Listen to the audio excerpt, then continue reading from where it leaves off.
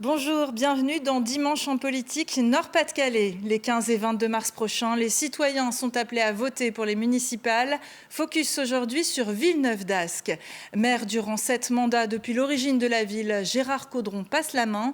Pas moins de 4 listes issues de sa majorité se présentent. Cette ville champignon, née dans les années 70, est passée de 26 000 à plus de 62 000 habitants aujourd'hui. Elle accueille 2 gros campus universitaires. Les moins de 29 ans représentent ainsi près de 44% des habitants. Et avec au moins 7 listes, la compétition pour devenir le prochain maire s'annonce serrée.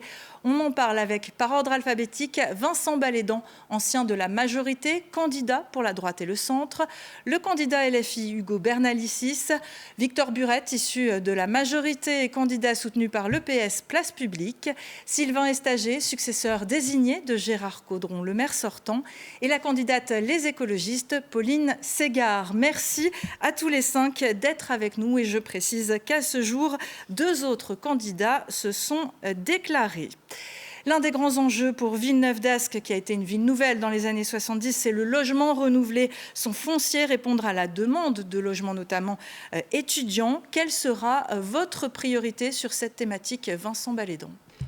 Je crois que sur ce sujet du logement, il faut l'aborder par 2 axes. D'abord, rappeler que nous traversons une crise du logement national sans précédent.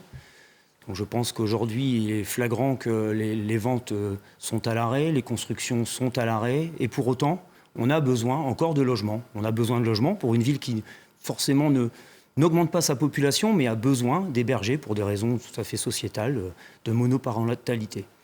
Donc effectivement, il faut qu'on poursuive la construction des logements sur une ville comme Villeneuve-d'Ascq.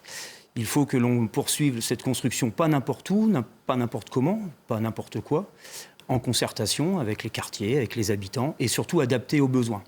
Oui. Ça me permet de transiter sur le deuxième point, c'est sur le logement social. En fait, le logement social fait partie de ces projets de construction. 30% de logements sociaux sont construits à chaque fois que nous accompagnons un projet ou un programme immobilier.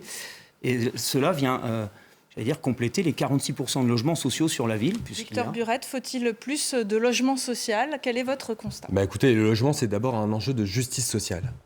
Et on voit aujourd'hui qu'il y a des familles qui n'arrivent plus à se loger, des jeunes qui n'arrivent plus à rester à Villeneuve-d'Ascq, et un parcours résidentiel qui est complètement bloqué. Et donc, moi, je souhaite défendre un droit à vivre à Villeneuve-d'Ascq, avec effectivement de la réhabilitation massive, avec de la construction en préservant la qualité architecturale, avec bien sûr du contrôle par la puissance publique, de la régulation, et puis aussi de l'innovation. L'innovation, on en parle peu, mais c'est aussi l'habitat participatif ou le foncier solidaire. Et puis tout ça, il faut une volonté politique, il faut de la méthode, et la méthode c'est quoi ? C'est de travailler avec l'ensemble des acteurs. Bailleurs sociaux, la métropole et les acteurs de la construction, parce que tout ça, ça ne peut pas se faire seul. Et donc aujourd'hui, je pense qu'il faut effectivement avoir ce courage politique et porter cette méthode. Hugo Bernalicis, est-ce que vous partagez le constat, pas assez de logements et quelles solutions ? Oui, pas assez de logements, mais ça c'est même à l'échelle de la métropole européenne de Lille. Je pense qu'il y a des communes qui devraient peut-être davantage contribuer, qui payent aujourd'hui les amendes de la loi SRU qui impose un seuil minimum de logements sociaux, ce qui n'est pas le cas du tout. Alors là, il y en a à 45%. Oui, ce qui n'est pas du tout le cas à Villeneuve-d'Ascq, et c'est très bien comme ça. Non, ce qu'il faut, c'est évidemment reconstruire du logement très social. Non, bien sûr que non, pas de logement privé, du logement très social, parce que dans le logement social, vous savez, il y a tout un éventail. Et du très social, c'est ce qu'on construit de moins en moins. Et c'est pourtant ça qui est de plus en plus demandé. Mais il y a une urgence en réalité auquel Villeneuve-d'Ascq est confronté, les habitantes et les habitants de Villeneuve-d'Ascq. C'est l'insalubrité de centaines de logements sociaux dans cette ville. Moi, j'en ai ras-le-bol de recevoir des courriers et des sollicitations en tant que député, depuis le début de mon mandat, de gens qu'on laisse dans la moisissure, qu'on laisse avec des fuites, qu'on laisse dans des situations qui sont intolérables. Intolérables, je le dis. Heureusement, les habitants du boulevard Albert Ier, du Centaure notamment, mais pas que, mais ceux-là se sont beaucoup mobilisés. J'ai eu à rencontrer Villogia, à leur rappeler leurs obligations, puisque le droit interdit de loger quelqu'un dans un logement insalubre. Et vous savez qui est en charge de faire respecter cela ? La mairie, le maire. C'est sa responsabilité première. Et je m'étonne qu'à Villeneuve-d'Ascq, il n'y ait qu'une seule personne, un seul agent de la commune pour aller constater l'insalubrité et l'indécence dans les logements. Ça changera. Sylvain Estager, qu'est-ce que vous répondez à ça ? On ne se réveille pas 3 mois avant une élection pour venir alerter sur le sujet. Cette année, on a eu 140 visites des services de la ville pour venir inspecter les logements sociaux dans lesquels, effectivement, on a très régulièrement des gros problèmes d'insalubrité. La pression est mise sur les bailleurs. On a un service qui est conséquent. Le maire a beaucoup porté la rénovation des logements sociaux dans la ville auprès de la MEL.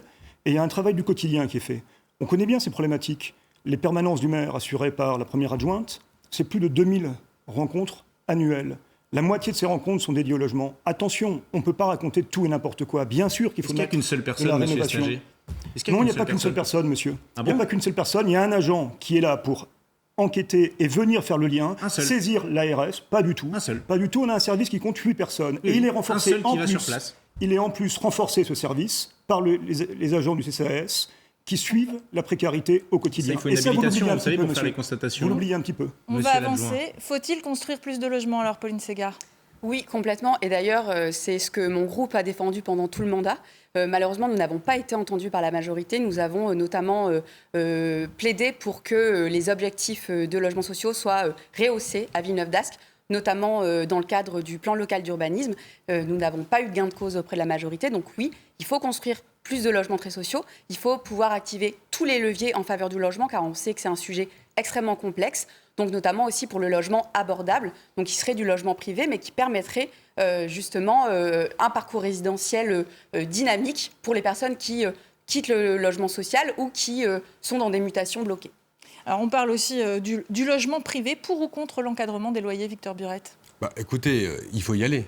En plus, la loi maintenant a évolué, et donc c'est une mobilisation qu'il faut avoir à l'échelle de la métropole. Parce que c'est des choses qui ne peuvent pas se gérer à l'échelle de la ville, c'est ce que je disais, c'est un travail partenarial. Lille le fait à l'échelle de sa ville. Oui, mais qui est en expérimentation, la ville de Lille. Là, on est dans le cadre d'une généralisation qui peut se faire à l'échelle de la métropole. Et donc, il faut aller beaucoup plus sur la régulation. La régulation, c'est effectivement ce que vous avez dit, l'encadrement des loyers, mais c'est aussi le permis de louer, c'est aussi l'autorisation de diviser les logements, parce qu'on voit qu'aujourd'hui, des logements de particuliers pour une famille sont divisés en 3-4 logements pour étudiants. C'est des mauvaises conditions pour les étudiants, et c'est des logements qui sortent du marché pour les familles. Et donc ça, il faut y mettre fin, parce que ça crée des désagréments sur les quartiers, et ça perturbe tout le parcours résidentiel. Vincent Balédan, pour ou contre l'encadrement des loyers, et notamment, on vient de parler des logements étudiants. Que faire pour améliorer l'offre des logements étudiants ? Je pense qu'effectivement, il faut une offre pour tous.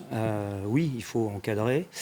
Mais je rebondis sur ce que je viens d'entendre. Alors, on n'a pas fait assez de logements sociaux. On a maintenu à chaque opération les 30%, malgré... Donc Villeneuve-d'Ascq est à 45%. On a 45%. Et dans tous les quartiers, on a, à chaque fois, à chaque opération, réclamé 30% de logements sociaux. On a essayé aussi de faire en sorte, y compris pour les étudiants, de résidences privées, mais le Crous a aussi rénové ses résidences. Mais sur des résidences privées, on a effectivement construit des résidences privées, parce que Villeneuve-d'Ascq était la seule ville à construire de la résidence étudiante. Lille n'en voulait plus.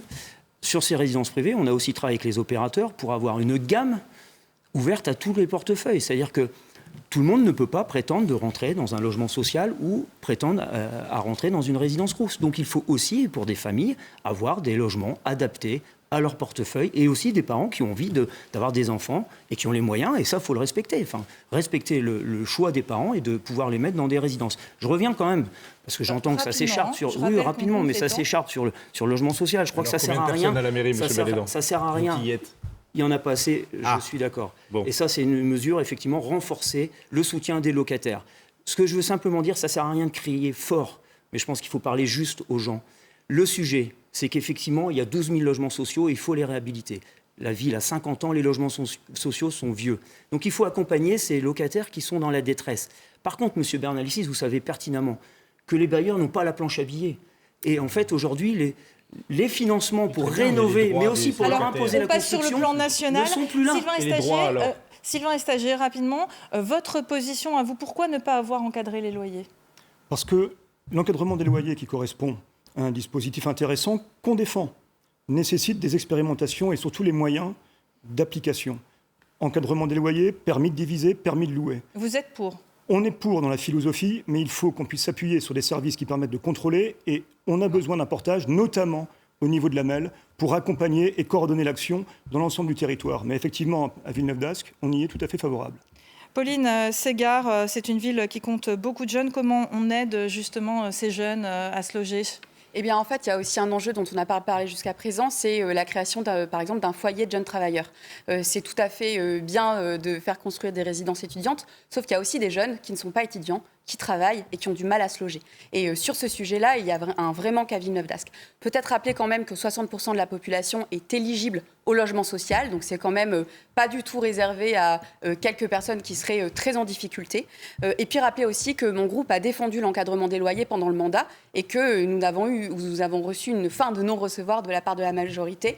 Et également sur la question des bailleurs sociaux, aussi dire qu'en effet, la métropole européenne de Lille a un grand rôle à jouer et que pendant le mandat, malheureusement, le LMH a été, le capital de LMH a été ouvert et donc on a perdu en maîtrise de LMH. Et je tiens à rappeler que les représentants de la majorité à la métropole ont voté pour cette ouverture du capital. Et la métropole, finalement, aurait pu, à hauteur de 12 millions d'euros par an, pendant 10 ans, c'est ce qui manquait à LMH, abonder justement le capital de LMH et garder cette maîtrise de notre service public du logement métropolitain. Je me permets quand même une précision, et en appui à Pauline Ségard, qui a tout à fait raison sur LMH. Aujourd'hui, c'est une faute politique majeure d'avoir privatisé LMH, parce que c'est pas une ouverture, faut dire les mots, c'est une privatisation, c'est une faute politique.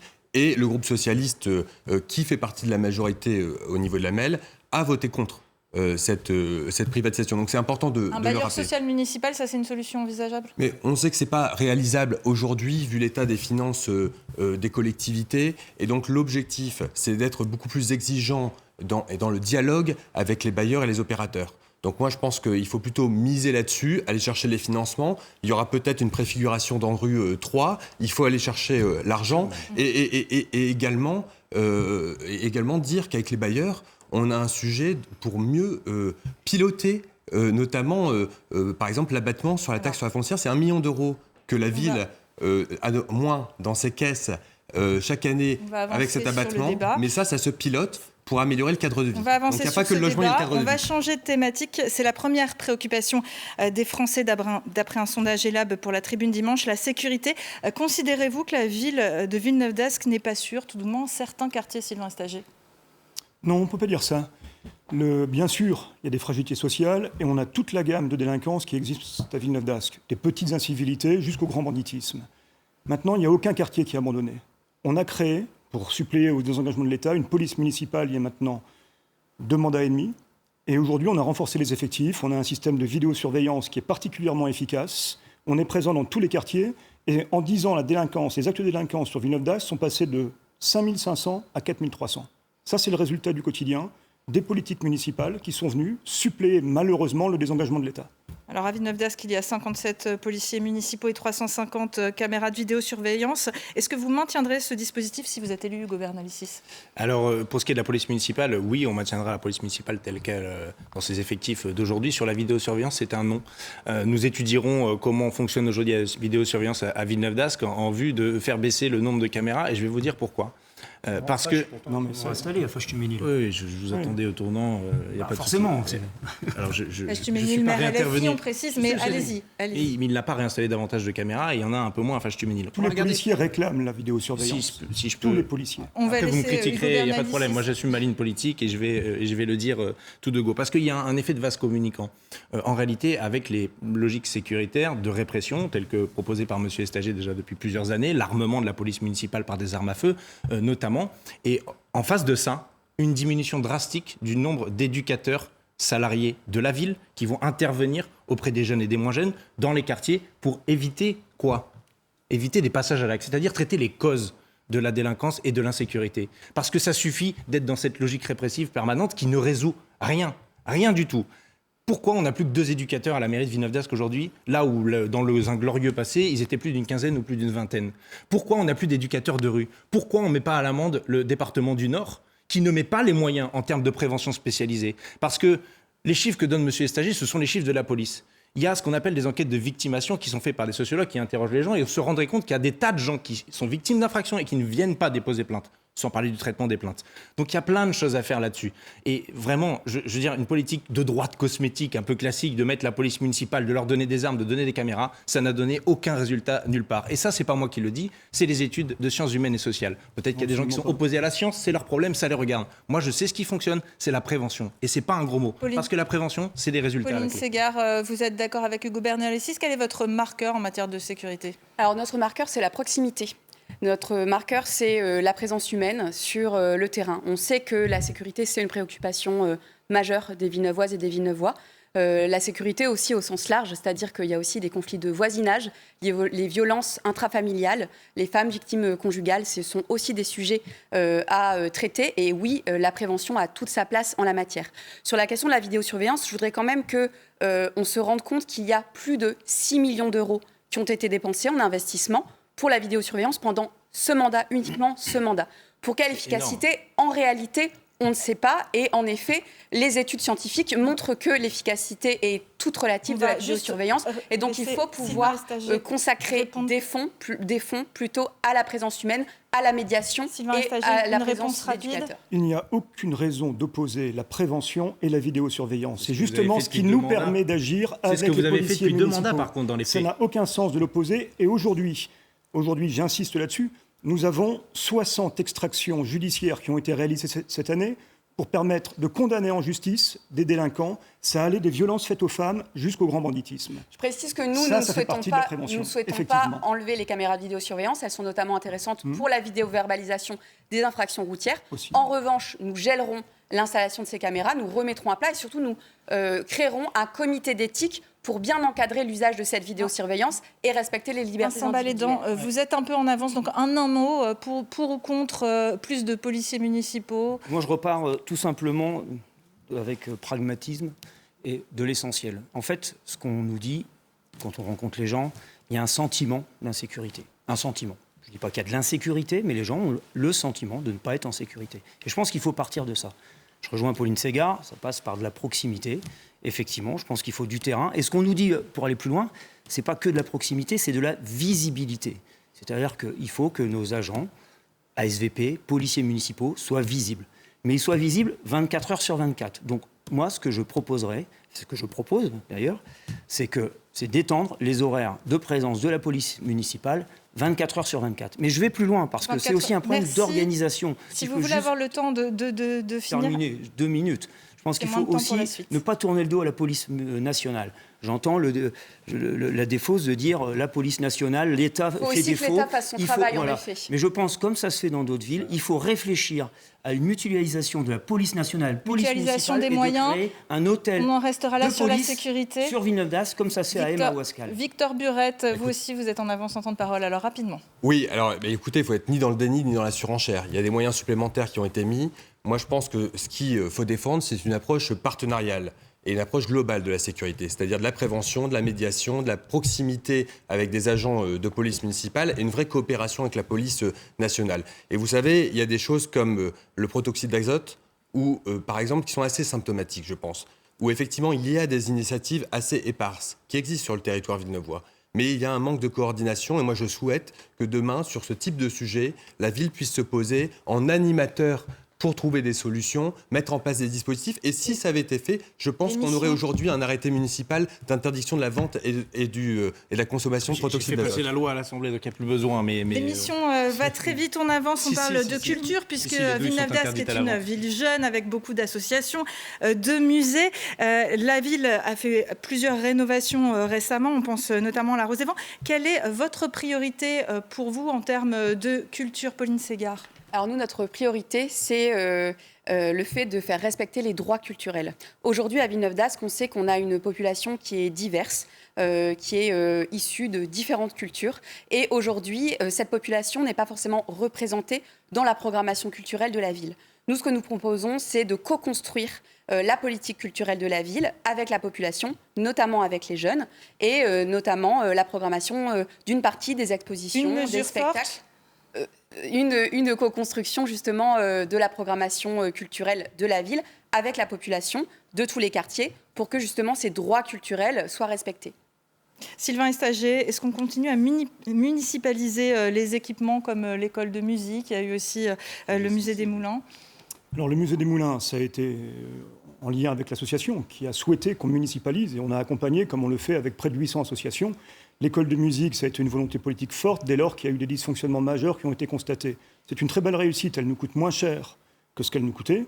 Et aujourd'hui, on a pu démocratiser l'accès en divisant les tarifs par 2 ou 3, donc selon les tranches de population. Donc effectivement, on continue d'avoir une action municipale extrêmement forte, extrêmement volontariste, avec l'idée de justice sociale et de diffusion de la culture dans tous les milieux et dans tous les quartiers. Et la ville continuera d'être un acteur majeur sur ces sujets-là. Une mesure forte pour Il y en a plusieurs. La mesure la plus symbolique, je pense que c'est lié à l'ouverture de la Rose des Vents, où on a décidé de créer dans la structure de la Rose des Vents, en complément de la structure scène nationale, des programmations municipales qui permettront au monde associatif, qui permettront à la municipalité de proposer diverses choses qui viendront compléter l'offre déjà existante. Hugo Bernalicis, votre vision de la culture municipale? Déjà, ce qu'il faut dire, c'est qu'à Villeneuve-d'Ascq, il y a une richesse extraordinaire en termes d'associations, d'acteurs et d'actrices culturelles, et ce qui n'est pas le cas dans toutes les villes, il faut le dire.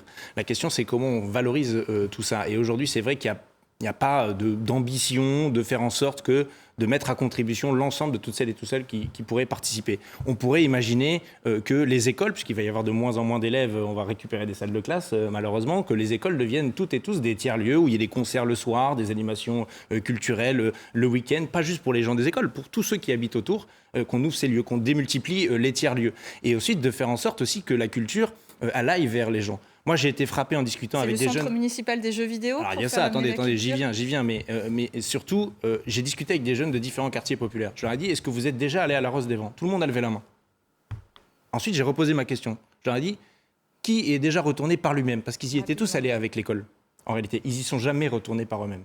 Donc il y a une question de comment on fait pour que ces lieux qui existent à Villeneuve-d'Ascq soient pour toutes et tous. Ça peut passer par de la programmation, mais ça doit aussi passer par des politiques d'aller vers. Et évidemment, un centre municipal du jeu vidéo, ça me tient à cœur, parce qu'on doit pouvoir faire aussi de la prévention, de l'aide à la parentalité, sur la gestion des écrans. C'est l'avenir, ça.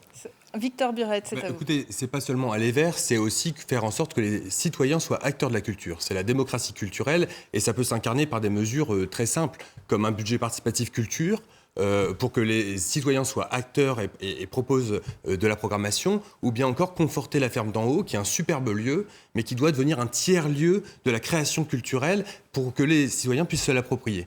Et puis, je pense aussi que toutes nos structures et nos associations culturelles, eh bien, il faut qu'elles aient un message de confiance et qu'on puisse leur dire, ici, eu égard à ce qui a pu se passer par ailleurs, que la ville sera garante des libertés associatives et des libertés de création. Et ça, c'est très important. Il a raison, la liberté associative, Vincent Balédan, c'est un vrai sujet. Vous avez quelques secondes. Oui, rapidement, mais je pense qu'effectivement, il faut démocratiser la culture, mais surtout, il faut la tourner vers la jeunesse et dans tous les quartiers. Je pense qu'on a une richesse culturelle, on l'a tous dit, on le constate, mais en fait, je pense qu'il y a un déséquilibre dans certains quartiers. Il faut rouvrir une culture dans la rue.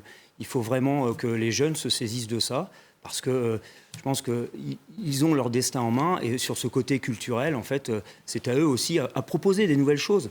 Voilà, on parle de nouvelles activités, du breakdance, enfin des choses, des expositions de rue. Voilà, il faut aller là-dessus, on a commencé, il faut aller plus loin. C'est la fin de cette... Je voudrais préciser que... C'est la fin, vous allez pouvoir le dire dans la carte blanche, sinon vous n'aurez plus de carte blanche. Donc je rappelle, vous avez 30 secondes pour convaincre, et après, tirage au sort. C'est vous qui commencez, Victor Burette. Pourquoi faut-il voter pour vous? Écoutez, je suis un pur produit de Villeneuve-d'Ascq. J'ai vu ses réussites, et puis j'ai vu aussi ces injustices. Quand j'étais au collège Léon Blum et que je voyais les camarades de classe aller à l'infirmerie prendre le petit déjeuner, moi, cette révolte face à l'injustice et aux inégalités, c'est ce qui a été mon moteur dans mon engagement, et je souhaite demain être le maire qui sera fidèle à cette exigence, qui sache reconnaître les réussites, mais qui sache aussi être lucide sur tout ce qu'il faut faire encore pour plus de justice sociale, d'égalité et d'écologie. Vincent Balédan, pourquoi voter pour vous? Parce que je crois que j'incarne celui qui porte une liste de l'arche rassemblement, comme l'avait appelé de ses vœux pieux Gérard Caudron. Je pense que je suis la liste de la jeunesse. J'ai 25% de moins de 30 ans sur ma liste, et je vais plus loin, puisque ces jeunes, Je me suis engagé à ce qu'ils soient en responsabilité demain lorsque nous serons élus. Donc ils prendront leur destin en main. Et donc il faut faire confiance à la jeunesse, il ne faut pas décider à leur place. Et puis simplement parce qu'on est déjà au travail. Et je pense que les Villeneuvois vont bientôt s'en rendre compte quand ils auront dans leur boîte aux lettres notre premier document. 100 premiers jours, 10 mesures immédiates, sans action simple, mais qui pourront être jugées le 30 juin par les Villeneuvois. Sylvain Estager, c'est à vous. Pourquoi voter pour vous ? Préserver un modèle tout à fait singulier à Villeneuve-d'Ascq, un modèle de ville solidaire, un modèle de ville à très haut niveau de service public, ville nature, ville nourricière, ville dynamique, en refusant de céder à la démagogie, au populisme et aux mesures à l'emporte-pièce. Vous avez encore quelques secondes, un dernier mot ? Conserver l'identité de Villeneuve-d'Ascq, conserver une différence, parce qu'on est une ville singulière, on a échappé au destin tragique de certaines villes nouvelles, et ça, il faut en avoir conscience. Pauline Ségard, c'est à vous. Pourquoi voter pour vous ? Alors, le Printemps Villeneuvois porte un projet qui est positif et fédérateur pour l'accès universel à un logement digne et abordable, pour prendre soin des Villeneuvoises et des Villeneuvois avec une attention particulière portée aux jeunes, aux mères isolées, à la solidarité intergénérationnelle, pour également conforter les piliers de la vie villeneuvoise, associations, clubs sportifs, et puis pour demain, face aux défis environnementaux, continuer à vivre en santé et en sécurité à Villeneuve-d'Ascq. Merci Pauline Ségard. Et c'est à vous le mot de la fin. Pourquoi voter pour vous, Hugo Bernalicis ? Parce que nous voulons une ville qui protège, une ville refuge face à toutes les injustices auxquelles sont confrontés les habitantes et les habitants de Villeneuve-d'Ascq, des discriminations, du racisme, de l'antisémitisme, de l'islamophobie, mais aussi des logements indignes. Il faut ensuite mettre le paquet sur la jeunesse, très clairement, une jeunesse délaissée et méprisée à Villeneuve-d'Ascq, malheureusement par la majorité sortante. Et nous avons besoin d'enclencher la planification écologique dans le cadre d'un processus démocratique ascendant. Je souhaite que 100% du budget d'investissement soit décidé par les Villeneuvoises et les Villeneuvois demain. Merci à tous les 5, merci d'avoir été avec nous, d'avoir accepté ce débat et ces règles de temps de parole. Je rappelle que sur France 3, vous pourrez suivre les municipales tout au long de cette campagne, les élections qui auront lieu donc les 15 et 22 mars prochains. Et il est encore temps de s'inscrire sur les listes électorales. Vous avez jusqu'au 6 février. La politique continue tout de suite avec Francis Letellier. Je vous souhaite un très beau dimanche.